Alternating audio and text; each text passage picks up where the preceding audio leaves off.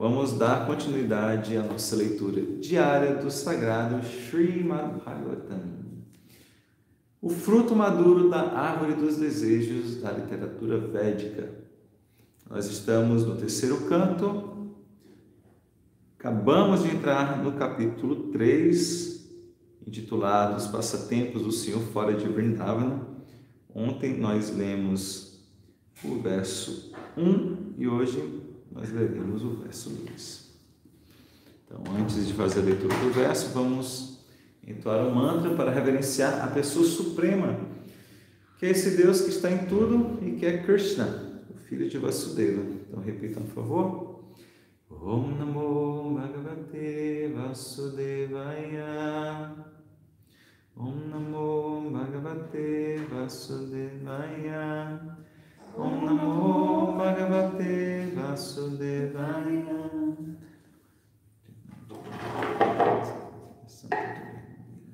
Aguinha, pequena. Segundinho.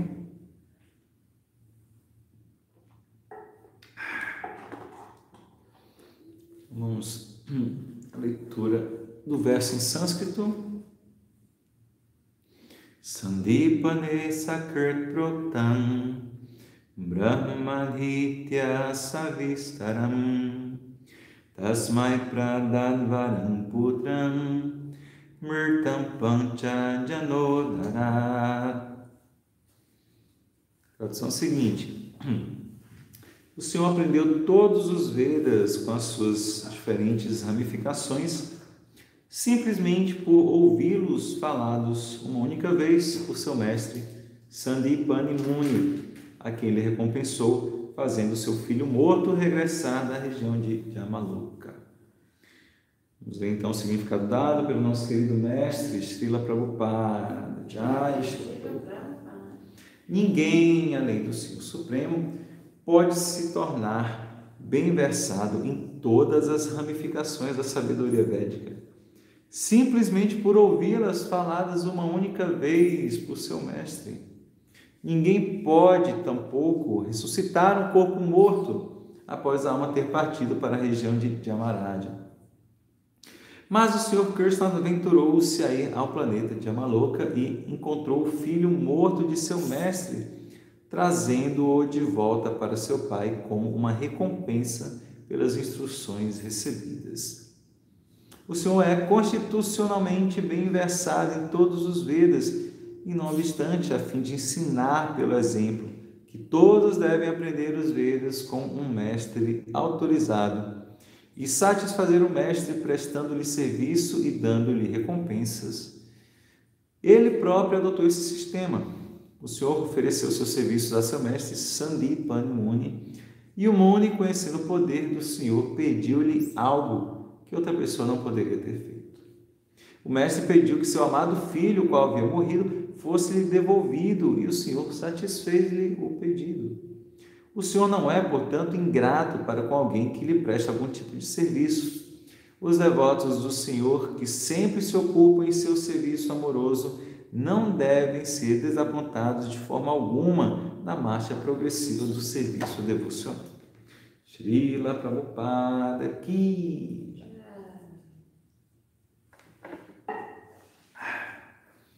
Tudo bem?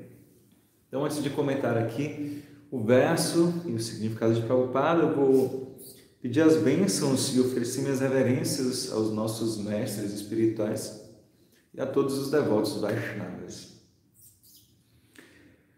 Om Agyanatimirandasya Gyananjana Shalakaya Chakshuru Militam Yena Tasmai Shri Gurave Namaha. Os meus olhos estavam cegos pela escuridão da ignorância, mas com o bálsamo do conhecimento, o meu mestre espiritual abriu os meus olhos e a ele eu presto minhas humildes reverências.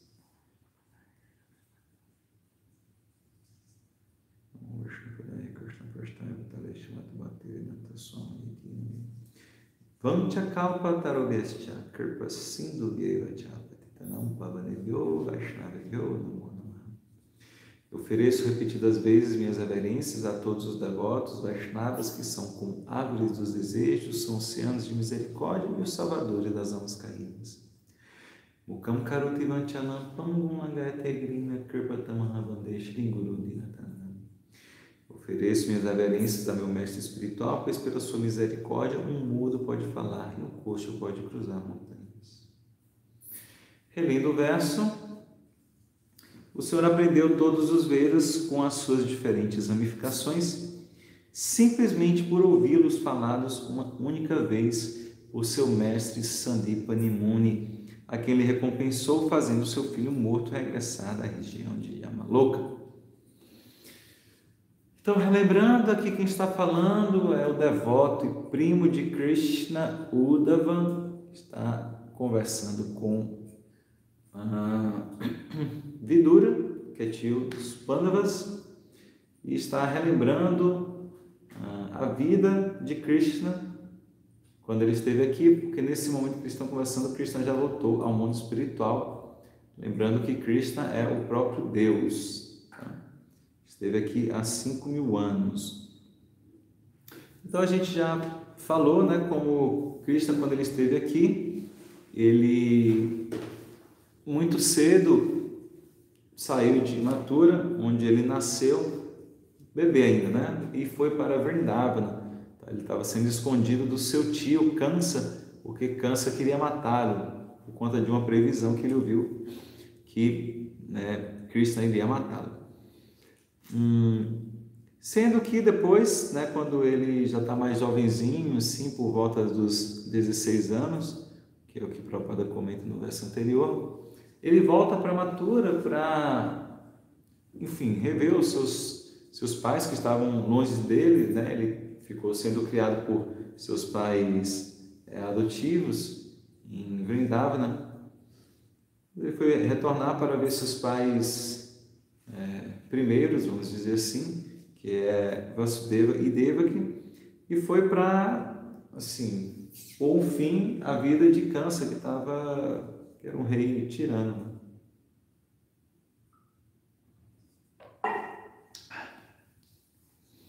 Daí, após fazer isso, os pais de Krishna ficaram tipo assim: Krishna, meu filho, quanto tempo, né?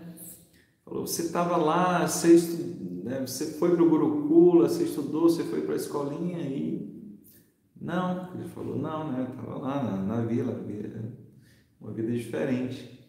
Ele falou assim, então você tem que muito que aprender, né? Você imagina ser filho de um rei, então você tem que ir para o Gurukula. Então Krishna e seu irmão Balarama foi para o Gurukula, que é o sistema de ensino védico em que a criança vai aproximadamente com 5 anos. Então, Krishna já foi tardiamente, né? Geralmente com 5 anos vai morar na casa do Guru e lá ele vai aprendendo, sim, diversas matérias, tanto seculares quanto espirituais. Isso acontece até aproximadamente os 25 anos, quando ele pode decidir se ele quer ter uma família, trabalho, esposa, filhos, ou se ele prefere manter uma vida de um estudante celibatário. Então, interessante que agora eu estou pensando assim que Krishna parece que ele já veio até dar um exemplo, ele dá um exemplo de várias coisas, né? Então, já veio dar um exemplo até para a gente aqui no Ocidente, na era de Kali, que a maioria de nós, imagina, não passou pelo Gurukula, né? Nós já tivemos aqui no Brasil, na ISKCON, o Gurukula, atualmente não tem mais, e poucas pessoas não tiveram esse privilégio de passar por um Gurukula, a maioria não passou. Então, mesmo esse treinamento que a gente recebe termina sendo tardio. Mesmo quem vem morar no templo, geralmente, no mínimo é isso, né? Com 16 anos ou até mais tarde, 20, 30, 40 anos. Não que seja obrigado que todos morem no templo, né? Mas essa orientação espiritual que a gente recebe termina sendo tardia, e Cristo mostra que não tem problema, porque ele também recebeu essa orientação tardia. Como o Prabhupada fala aqui no significado, Krishna ele dá um exemplo. Ele fala na Bhagavad Gita isso, se não me engano, no 4º capítulo, em que ele fala para Arjuna que ele é o próprio Deus. Ele tem um corpo que é eterno. Ele é o Senhor, controlador de todos os seres, de todos os planetas. Mas ele fala que mesmo assim ele vem aqui para restabelecer a religião, proteger os devotos, acabar com as pessoas impienosas. E ele também fala para Arjuna, porque lembrando, né, o diálogo de Krishna com Arjuna na Bhagavad Gita está acontecendo antes de uma batalha muito importante, e Arjuna, que era o maior dos guerreiros da época, não queria fazer essa batalha. Simboliza, de certa forma, a batalha do bem contra o mal, porque no exército oposto tinham pessoas assim que matavam, roubavam, abusavam de mulheres, né? Então, era dever de Arjuna como guerreiro guerrear numa batalha que era uma batalha justa.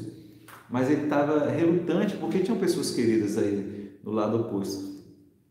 E Krishna começa assim, na Bhagavad Gita, dando algumas informações, bem, primeiro de que nós não somos esse corpo, nós somos uma alma, etc.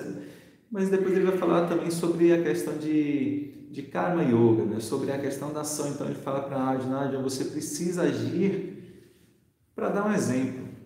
Os devotos nem precisam agir, não precisam assim, sabe, cumprir regras assim, sociais porque está em dívida com a sociedade, ou com isso, aquilo. De fato mesmo nem precisa fazer isso, mas para dar um bom exemplo ele age. Então, Arjuna, como era um guerreiro, ele precisava agir. Tudo bem que ele estava desapegado, ele nem tinha apego a ganhar, ele estava com compaixão de quem estava no campo oposto, mas para dar um exemplo, ele precisava guerrear. Então, eu tinha acabado de lembrar uma comparação que eu ia fazer, já esqueci de novo. De que a Arjuna dá o exemplo. Deixa eu tomar um gole d'água para ver se volta.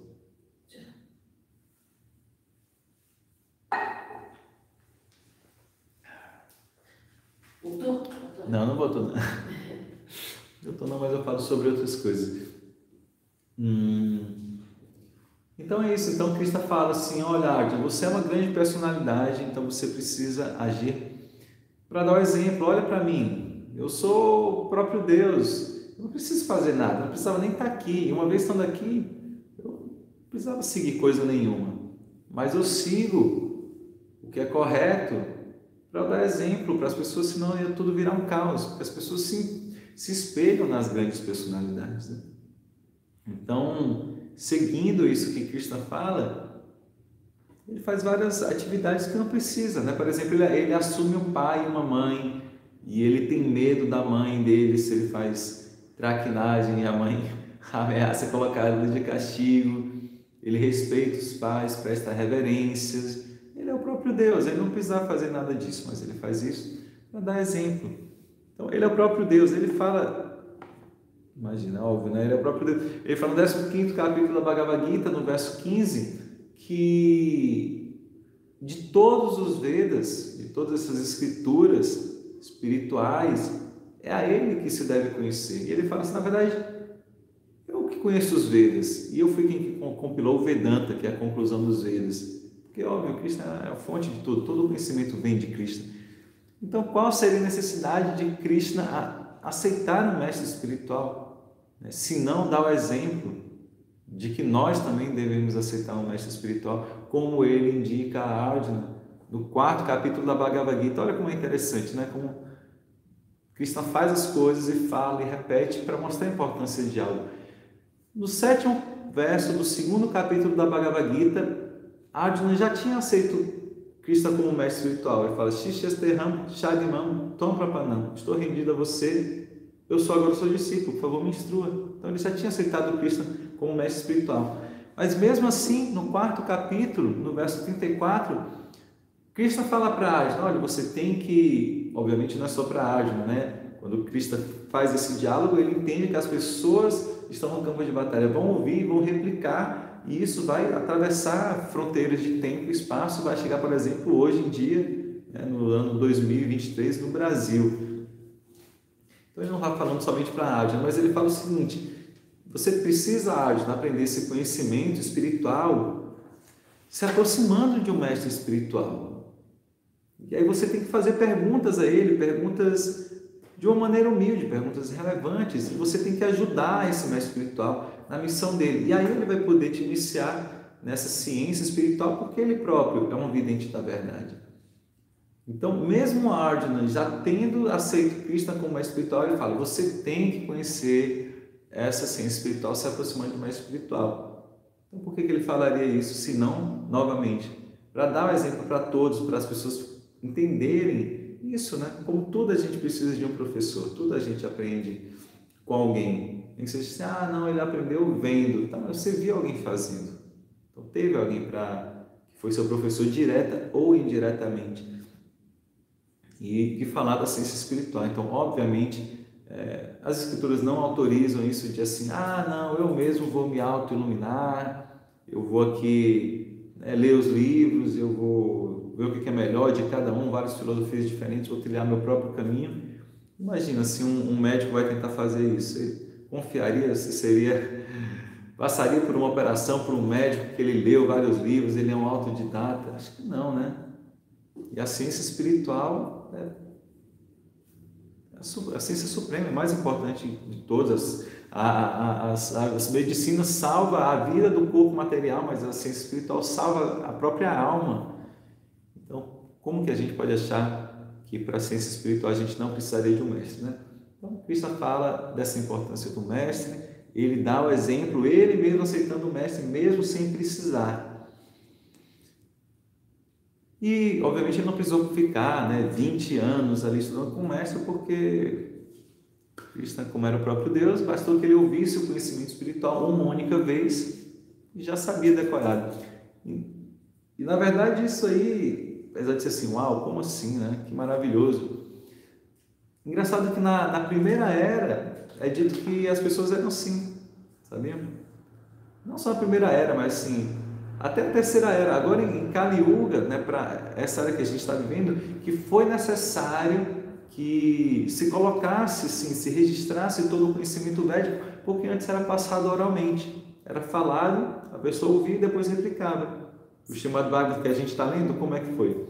Suta Goswami ouviu o Srimad Bhagavatam sendo narrado por Shukadeva Goswami a Maharaj Parikshit. Depois ele gravou tudo e replicou, falando para os sábios em Naimisharanya, não é assim? Ouviu uma vez e já gravou. E mesmo em Kali Yuga tem almas muito especiais, muito raras, porque não são almas de Kali Yuga, na verdade são almas que vêm do mundo espiritual para fazer alguma missão. E tem essa característica também, então a gente vê o mestre espiritual de Prabhupada, Srila Bhaktisiddhanta Sarasvati Thakur, ele era assim, ele lia o livro e gravava o livro, ele não precisava ler mais de uma vez o livro. Ele leu todos os livros da biblioteca quando ele estava fazendo faculdade, imagina só isso. E mesmo quando ele estava, assim, nos seus últimos dias, ele sabia de cor todas as, assim, palavra por palavra, assim, qualquer livro que ele tivesse lido na infância dele. Então, ele tinha essa memória, assim, porque, enfim, é uma alma pura, né? Não é como nós. Mas Krishna, bem, é o próprio Deus, então foi muito fácil para ele, só uma vez, ter ouvido todo o conhecimento e gravar aquilo. E aí, mais uma vez, Krishna dá um exemplo, mínimo de etiqueta, de bom senso. Você está recebendo algo de alguém, você dá em troca. Alguém está te passando conhecimento espiritual, você dá algo em troca. Por isso que é dito, que Prabhupada falava isso, você não é legal você chegar no templo sem nada. Quanta coisa você vai receber do templo, Você vai receber conhecimento espiritual, você vai poder ver as deidades, você vai cantar, você vai dançar, vai comer um alimento que foi oferecido a Deus, tudo sim, de graça. Você chega no templo sem reciprocar, sem dar nada. Ele fala, você leva uma flor, você leva uma fruta, uma maçã, você deixa uma doação, Ele fala, não é legal você chegar no templo sem nada. Então, Krishna teve o conhecimento com o seu mestre espiritual. O mínimo que ele pode fazer é agradecer, reciprocar como? Falando, assim, bem, preciso reciprocar, mestre, muito obrigado pelos ensinamentos. Como que eu posso servir? Não é isso que Krishna fala? Aproxime-se de um mestre espiritual, pergunte, faça perguntas com humildade e preste-lhe algum serviço. Veja o que ele precisa. Ele está te ajudando. Você chega no mestre, vai, ele te ajuda ali, salva a sua alma, você, obrigado, valeu. Não, você vê assim, muito obrigado, imagina o trabalho que você fez por mim, você salvou minha alma, como que eu posso te ajudar agora? Aí você vai e serve o mestre espiritual. E Sandipani Muni, o mestre de Krishna, ele falou assim, olha, quero que você recupere meu filho que tinha morrido. Então ele estava nessa região de Yamaloka, que é onde vão as almas, para após a morte, algumas almas. E aí, obviamente, como Krishna ele é o Senhor de todos os planetas espirituais e materiais, é muito fácil para ele ir lá para Yamaloka e satisfazer o desejo do seu mestre espiritual, levando o filho dele de volta.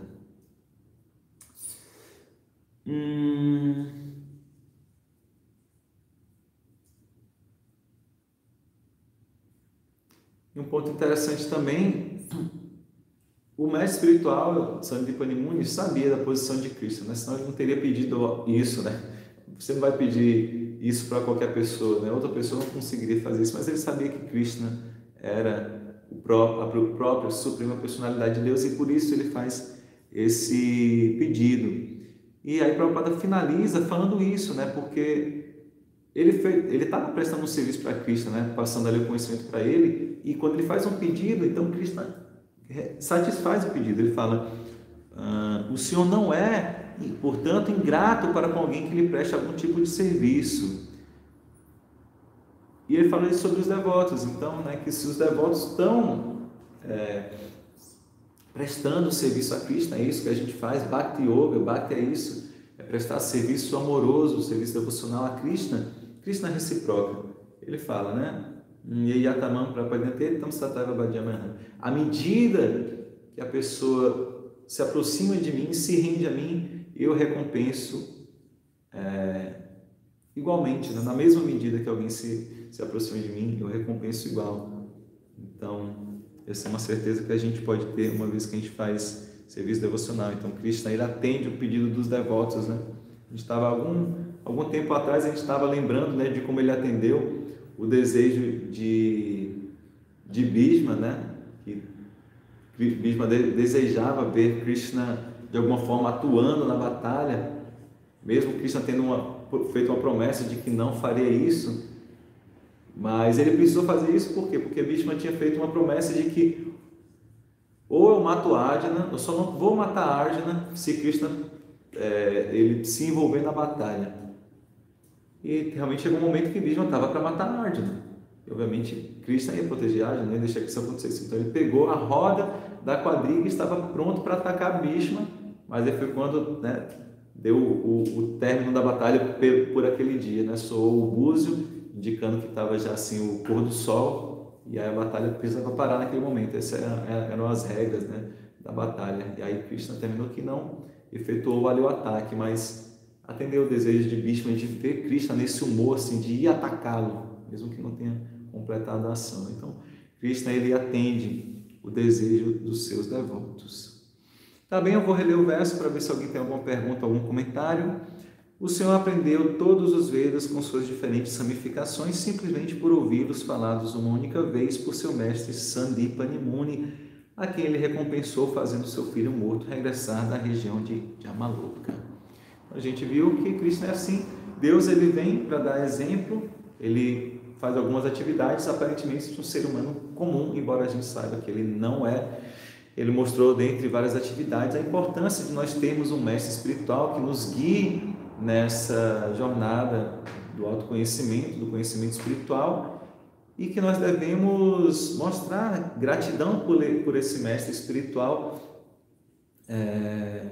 prestando-lhe algum tipo de serviço.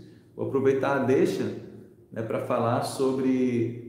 Todos nós estamos aqui, vocês estão ouvindo o Srimad Bhagavatam com comentários de Prabhupada, obviamente, por causa de Prabhupada, né? Prabhupada, ele sofreu, assim, ele dedicou a vida inteira dele para conseguir fazer isso. Via aos 70 anos, de carona num navio cargueiro, sem um tostão furado praticamente, né? Sem saber para onde ia, nos Estados Unidos, somente para nos dar esse conhecimento.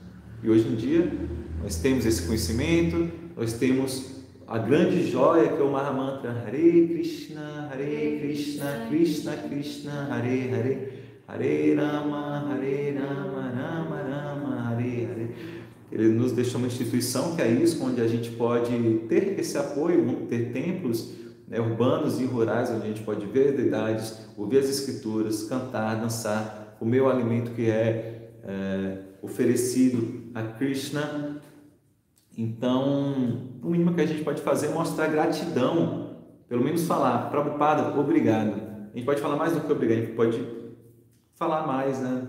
Prabhupada, obrigado por tudo que você fez e isso, e a minha vida mudou de tal e tal maneira. E é isso que a gente chama de oferenda. Vocês podem fazer isso por escrito, mandar por e-mail para a BBT, e eles vão fazer, esse e-mail tem que ser enviado até dia 10 de agosto, eles vão fazer um livro de oferendas 2023 para o Vyasa-Puja de Prabhupada, com, né, todas essas mensagens que devotos, iniciados, não importa, né, de todo o Brasil fazem ali para Prabhupada, para mostrar a gratidão para Prabhupada nesse dia que vai ser em setembro, que é o aniversário de Prabhupada. Mostrar essa gratidão. Então, peço a todos que façam isso, né? Quem quiser saber qual é o e-mail corretamente, manda uma mensagem em direct ou por WhatsApp, tá? Que a gente indica como que vocês devem fazer, mas façam isso. Vamos fazer uma... Acho que deixa eu pensar aqui, né? Na quinta-feira, ou até hoje, eu acho que poderia pensar uma coisa, tipo assim, depois da aula da Bhagavad Gita, a gente, meia horinha, a gente vai nessa Vamos parte. pensar qual é o melhor dia para a gente aproveitar que estiver junto aqui e fazer isso. Bem, deixa eu dar um bom dia aqui no YouTube, tem pergunta. Bom dia, Ellen, Hare Krishna, vou te responder, não respondi porque estava de madrugada. Gourangi, Jagannatha, que estava lá no Rio. Catarine, a Cá perguntou: as almas que vão para a Dhyamaloka reencarnam como animais ou não?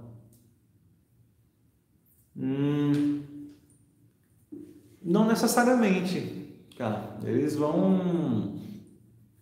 vai ver ali qual é o destino delas, né? Dependendo do karma de cada um, pode nascer como um ser humano e dependendo de quanto sofrimento ou não a pessoa precise ter, né? Vai ali para algum planeta infernal e não necessariamente é uma forma animal, não. Ele vai, enfim, receber a forma correspondente ao karma que ele tiver, né? Com as atividades que ele tiver feito. Tá? Isso não queria ser falar. Ia falar também uma outra sugestão da gente Bom, duas coisas, né? Uma outra sugestão do programa, talvez domingo, da gente passar um filme de Prabhupada, aproveitando que tem até dia 10, então acho que a gente podia pegar no domingo, às 2 horas da tarde, passar o filme de Prabhupada, eu falo com a Val, né? A gente não tem Ayurveda nesse dia, em prol de Prabhupada, para as pessoas conhecerem, ou quem já conhece, assistir o filme, tocar no coração e despertar isso, esse desejo de escrever e de agradecer para Prabhupada. Toda vez que a gente assiste um filme, eu percebo que retoma... Pode fazer um pouco a pouco. Se a gente começar o filme a uma hora, né? Mas uma hora é a hora do almoço. A gente vai até dar um jeito de... A gente vê. Tem que ver. Uma hora, fica 1 às 2h30, ela pode dar meia horinha de Ayurveda, né? De repente, monta a mesa até de almoço aqui, fecha aqui. Você pode até almoçar enquanto assiste, não sei. Vamos ver. Mas eu sinto de fazer isso domingo. Para não perder o time aí, né, disso. Também estava pensando nisso.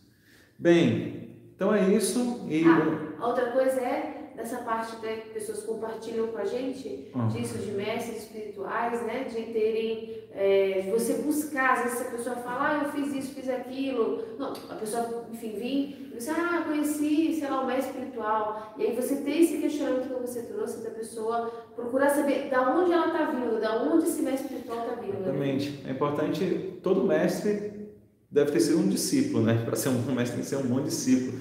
Então, você tem que averiguar cada mestre espiritual, qual que é a linhagem dele, quem é o mestre dele, né? E até onde remonta a linhagem dele. E o ideal para ser um mestre espiritual assim, fidedigno, é que remonte ao próprio Krishna, que é quem detém o conhecimento perfeito, que é o caso de Prabhupada. No início da Bhagavad Gita, no final da introdução, tem ali a linha do que a gente chama de sucessão discipular de mestres e discípulos, desde Krishna até chegar em Prabhupada. Então isso é muito importante para a gente saber que está recebendo um conhecimento fidedigno, né? Se não for um mestre auto-iluminado, ou que assim, remonta a alguns séculos somente a linhagem, daí não adianta muito não. Agora uma coisa assim, tem 5.000 anos de tradição comprovada, aí a gente pode confiar. Queria dar exemplo, né? Como a Arad fala, né? Você vai fazer uma faculdade, exatamente. Você não vai pegar a primeira faculdade que tem na esquina e investir dinheiro ali. Você não vai entrar na faculdade que acabou de abrir, você vai pegar uma que tem anos e anos, décadas, séculos, sei lá, de tradição, formando bons profissionais, né? Então, fica aí essa dica. Então, só para finalizar com os anúncios também, lembrando que esse sábado nós